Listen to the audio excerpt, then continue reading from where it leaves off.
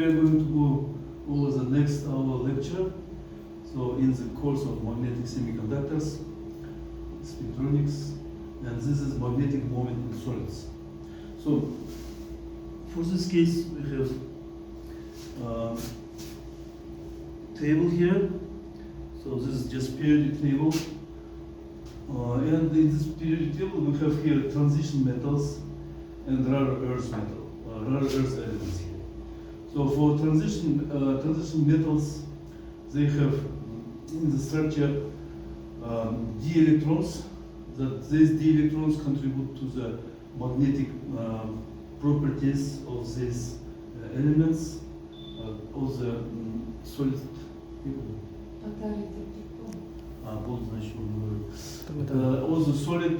Also solids. For example, here it starts in the fourth row with scandium, in the fourth with yttrium, and so forth. So these elements will have, as I said, on the third orbital, d electrons that contribute to the magnetic properties. And besides that, we have also rare earth elements. And the rare earth elements, they start from London, cerium, and all the way to yttrium. So in rare earth, we have electrons that are located on the f orbitals, and they contribute to magnetic properties of these elements. Now, if you look at the rare earth ions, so for example, from the previous lectures, we know that magnetic moment can be calculated using this formula here, where the Jt is the lambda factor, and the lambda factor is just beneath of it, written here. It depends on the values of J, S, and L. So J here is the total momenta, and the SL correspondingly spin and orbital moment. Now, using these values of S, J, L, and also of magnetic moment, we can calculate here these magnetic moments here. So, for the rare earths, as I said, they start from cerium and all the way to the deuterium, and so we have this configuration of xenon, and xenon here is the inert atom here. It ends with 5s2 p6.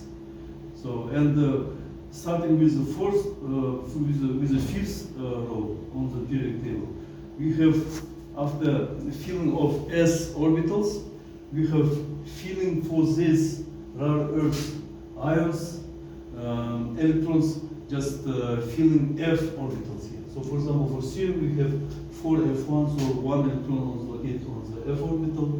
For praseodymium we have 2 electrons on the f orbital, and so on. Altogether we can fit there 14 electrons. And if here we have this formula for the atoms here that we already went over last time. And if we find out magnetic moments in terms of Bohr magneton, here Bohr magneton is here, and we just denote it with letter P, we can find out these values of P. So these are basically magnetic moments for these rare earth ions. Now, in this column, we have values of magnetic momenta found in experiments.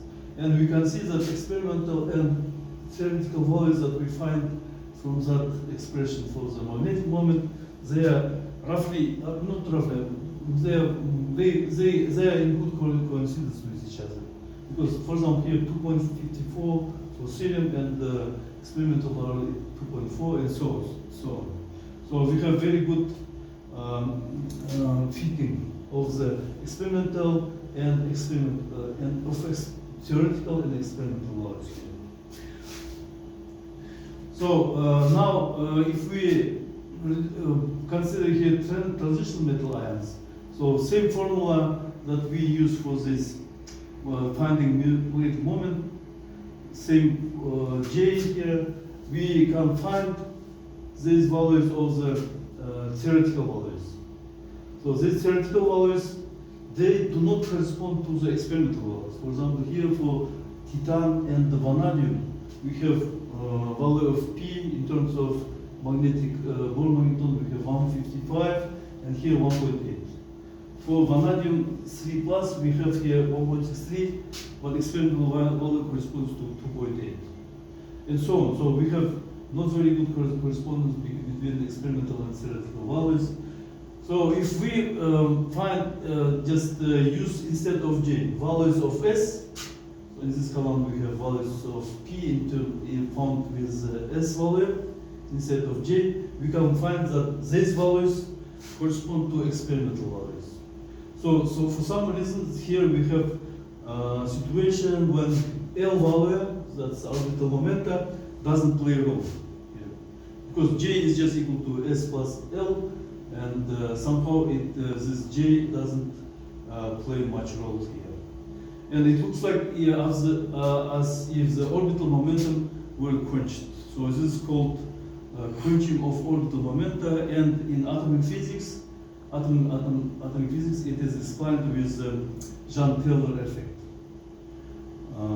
So for transition method, basically we need to just not consider value of L and of J, and instead of it we just need to use here values of S in moment.